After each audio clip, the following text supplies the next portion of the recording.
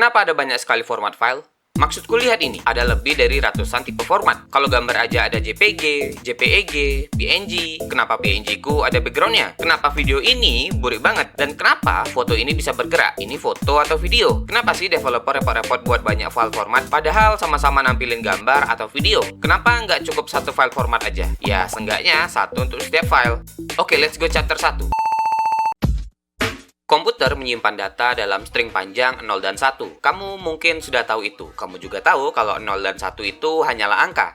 Dan data digital hanyalah susunan dari angka tersebut. Oleh karena itu, sebuah data hanyalah sekumpulan grid dari angka-angka tersebut. Tapi kalau gitu, gimana kita bisa tahu kalau angka-angka ini adalah gambar? Bisa jadi ini suara atau teks. Mungkin kamu pikir tinggal tambah aja angka baru untuk sebagai identitas. Contohnya width dan height untuk menentukan dimensi dari gambar. Color depth, apakah gambar ini berwarna atau hitam putih. Mungkin tambahkan juga sumber dari gambar, kapan gambarnya dibuat, dan properti lain. Agar nggak bingung sama format gambar lain, kita tambahkan di atas yang namanya magic number, yang unik hanya untuk format gambar ini. Struktur ini namanya header, karena sering muncul di bagian atas file, dan hampir semua file punya header ini. Simpelnya, header adalah panduan untuk program membuka file ini. File ekstensi, bagian ujung dari nama file yang ada titiknya, hanya digunakan untuk menentukan program apa yang akan digunakan, bukan untuk menentukan apa yang dilakukan program tersebut. Jadi, walaupun kamu mengganti JPG ke PNG, itu bakalan tetap masih bisa jalan, karena keduanya masih menggunakan program yang sama, yaitu image viewer. Yang mana image viewer nggak melihat nama filenya, tapi melihat header dari filenya. Dan kalau kalian maksa buka dengan program lain, contohnya Notepad, data gambarnya masih kelihatan, hanya aja direpresentasikan dengan bentuk yang berbeda. Dalam sebuah file biasanya terdapat header yang sudah kita bahas. Terus payload, yaitu data itu sendiri yang kita pedulikan, kayak gambar, teks, atau suara. Dan terkadang ada footer, yang mana nggak semua file punya ini. Footer biasanya berisi tanda bahwa data file berakhir di sini. Jadi kalau ada angka atau informasi tambahan di belakang footer, program akan menghiraukannya. Jadi intinya, file adalah sebuah kontainer yang membungkus data asli dengan header dan footer, tapi nggak semua format ngikutin aturan ini. Contohnya MP4, format video paling populer di dunia ini. Technically nggak punya header di awal file. MP4 itu punya struktur yang namanya atoms atau boxes yang bisa tersebar di mana-mana di dalam file. Bahkan metadata pentingnya ada di akhir file, bukan di awal. Makanya kalau kamu download video yang belum selesai, seringkali nggak bisa diputar sama sekali karena informasi pentingnya ada di bagian akhir. Sementara itu, zip bacanya dari bawah ke atas. Ini kebalikan total dari kebanyakan file format. Zip nyimpen central directory di akhir file yang berisi daftar semua file di dalamnya. Jadi pas kamu buka zip, program akan langsung loncat ke bagian bawah dulu buat baca daftarnya. Makanya kalau zip file korup di bagian bawah, semua isinya jadi nggak bakalan kebaca, walaupun data aslinya masih utuh. Jadi struktur file itu nggak selalu header, payload, footer yang rapi. Setiap format punya cara unik sesuai kebutuhannya. Tapi, seperti yang kalian lihat, ada banyak sekali format file, bahkan untuk yang satu tipe sekalipun. Terus kenapa kita butuh semua ini? Kenapa nggak pakai satu format aja? Dan kenapa kita butuh format file sejak awal?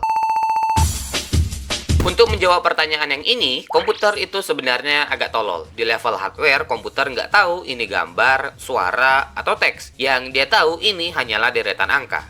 Maka dari itu, kita membutuhkan format file untuk menyelesaikan masalah spesifik yang muncul dari keterbatasan ini. Tanpa format file, deretan angka bisa jadi apa aja. Contohnya, angka 65 ini. Kalau kita ngomong soal teks, angka 65 ini berarti huruf A. Kalau kita ngomongin gambar, angka 65 mungkin mewakili pixel biru tua. Kalau kita ngomongin Excel, bakalan tetap jadi angka 65. Dan kalau kita ngomongin kalender, bisa aja itu hari ke-65 alias 6 Maret. Jadi, format file itu kayak ngasih konteks ke komputer dan kita. Tanpa standar ini, komputer bakal jalanin file gambar, mungkin sebagai lagu atau teks. Terus, kenapa kita butuh semua ini? Ada ratusan jenis format file. Kalau gambar, mungkin kamu cuma tahu JPG sama PNG. Kalau video, mungkin cuma MP4. Dan kalau lagu, cuma MP3. Alasannya itu karena nggak ada format file yang sempurna. Setiap format memiliki kekurangan. Dan untuk biar unggul di satu sisi, biasanya harus mengorbankan di sisi yang lain. Ini namanya trade-off. PNG misalnya, kualitasnya sempurna, nggak ada detail yang hilang, bisa transparan lagi. Tapi filenya gede banget, foto resolusi tinggi bisa sampai puluhan megabyte. JPG sebaliknya, filenya kecil, efisien untuk internet. Tapi setiap kali kamu save, ada detail yang hilang. Ini namanya lossy compression. Makanya kalau kamu edit foto terus, save berkali-kali dalam JPG, lama-lama bakalan jadi blur.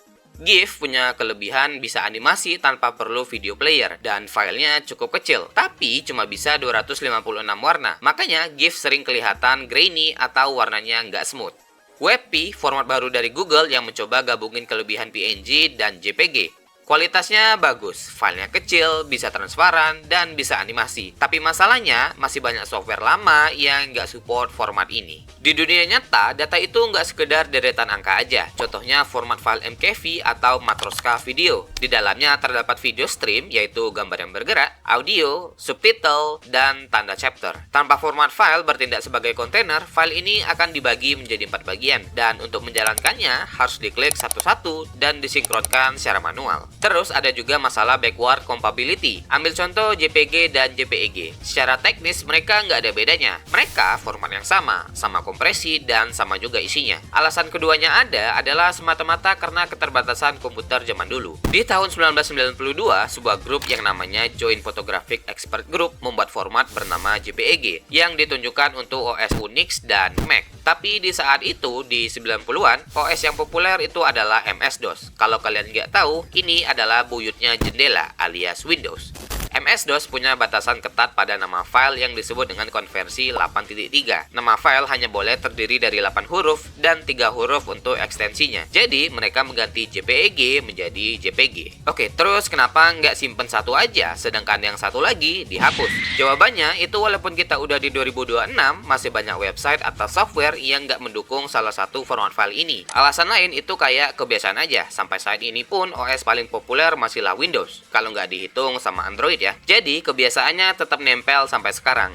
Dan alasan paling valid itu, if ain't broke, don't fix it. Alias ngapain buat yang baru kalau yang lama nggak rusak. Terbukti dengan WebP buatan Google itu banyak yang benci. Sekarang kita tahu kenapa format file berbeda-beda walaupun masih satu jenis file. Sekarang pertanyaannya, kenapa nggak satu format file aja untuk semua jenis file? Jadi gambar, video, audio, dokumen itu digabungin jadi satu. Ini disebut dengan polyglot. File yang valid di dua format atau lebih. Jadi satu file bisa dibuka sebagai gambar PNG, tapi juga bisa dibuka sebagai zip atau format lain. Ini possible karena format file baca bagian yang berbeda-beda. Ingat tadi zip baca dari bawah? Nah, kalau kita tambah header PNG di atas, zip tetap bisa dibuka karena dia cuma peduli sama central directory di bagian bawah. Dan image viewer juga bisa karena dia cuma baca header PNG di atas. Polyglot sering dipakai buat steganografi, yaitu nyembunyiin data rahasia di dalam gambar atau malware yang nyamar jadi file biasa. Tapi ini juga nunjukin kenapa kita nggak bisa cuma pakai satu format universal. Karena kalau semua format punya struktur yang sama persis, fleksibilitas kayak gini bisa hilang. Setiap format dirancang dengan kebutuhan spesifik, dan untuk itu kenapa strukturnya bisa berbeda-beda.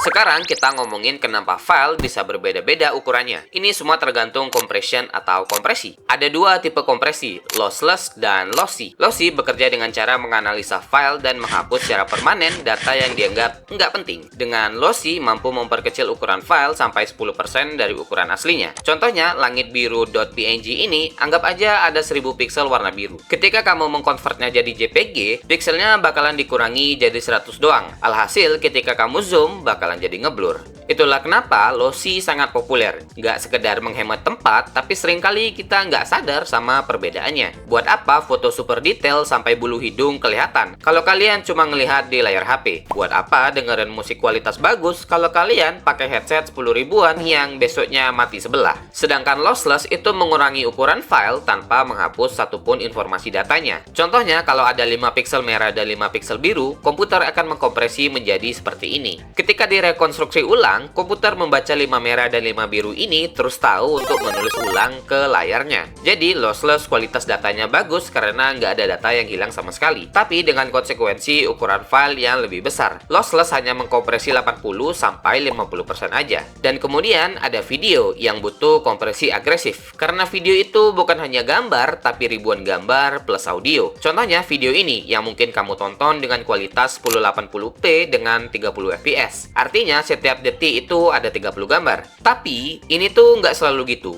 karena kodek. Video ini dikompresi dengan format H264. Jadi kalau backgroundnya diem dan cuma karakternya aja yang gerak, kodek nggak perlu nyimpen ulang seluruh frame, cukup nyimpen gerakan karakter di detik tertentu. Tapi kalau kompresi terlalu agresif, muncul yang namanya compression artifact. Kamu pasti pernah lihat video atau foto yang blocky, kayak ada kotak-kotak atau warnanya jadi gradient yang nggak smooth. Itu artifact dan kompresi yang berlebihan. Contoh ekstrimnya 3GP, format video zaman HP jadul. Kamu mungkin tahu format file ini kalau seumuran denganku, atau lebih tua. Buat yang nggak tahu, ya yang tahu-tahu aja. Ukuran filenya kecil banget biar muat di memori 128 MB, tapi kualitasnya hancur, resolusinya rendah, frame rate rendah, sampai suaranya pun jelek. Jadi pemilihan format itu tergantung kebutuhan. Mau kualitas maksimal, pakai lossless, tapi siap-siap file gede. Mau sharing cepat di internet, pakai lossy, tapi terima konsekuensi kualitasnya yang menurun. Ada dua jenis format, proprietary dan open. Proprietary itu format yang dimiliki satu perusahaan. Contohnya PSD punya Adobe, Doc Lama punya Microsoft. Kamu harus pakai software mereka atau bayar lisensi untuk membuka file ini dengan sempurna. Open format itu format yang spesifikasinya terbuka untuk umum. Contohnya PNG, OGG, dan WebM. Siapa aja bisa bikin software yang support sama format ini tanpa bayar. Format yang menang biasanya yang punya dukungan luas dari industri. MP4 jadi standar video karena dukungan semua browser, semua OS, semua device. MP3 jadi standar audio karena udah built-in di mana-mana. Sebaliknya, format yang bagus tapi nggak didukung secara luas akan mati. Dulu, Flash ada di mana-mana. Game, animasi, video web, semuanya pakai Flash. Tapi Flash punya masalah besar, security dan performa. Akhirnya, Adobe resmi stop support Flash per 31 Desember 2020. Paten juga jadi masalah. Contohnya H265 yang efisien, tapi licensingnya terkenal kompleks dan melibatkan patent pool dan perjanjian lisensi. Di sisi lain, FE1 dikembangkan oleh Alliance for Open Media dengan kebijakan royalty free. Jadi, buat alternatif yang lebih ramah web. Jadi, untuk menang, format file itu harus mendukung beberapa hal, kayak default. Kalau format sudah bawaan dan nggak perlu install program sana-sini, untuk membukanya sudah pasti enak dipakai. Ini juga membentuk kebiasaan orang, bukan ke orang biasa, tapi lebih ke orang profesional yang lebih milih format yang bagus dan mudah dipakai. Alasan lain tentunya lisensi. Kalau udah gratis, bebas pakai dan bagus, kenapa harus repot-repot pakai yang berbayar? Jadi begitulah kenapa ada banyak sekali format file. Aku baru sadar kalau selama ini aku ngomongnya terbalik dan nggak konsisten. Kadang file format, kadang format file. Dan bahasa Inggrisnya juga nggak konsisten. Seperti biasa, kalau ada yang salah atau kurang, silahkan koreksi di kolom komentar. Anyway, bye! Oh iya, satu lagi. APK itu bukan aplikasi, tapi Android package.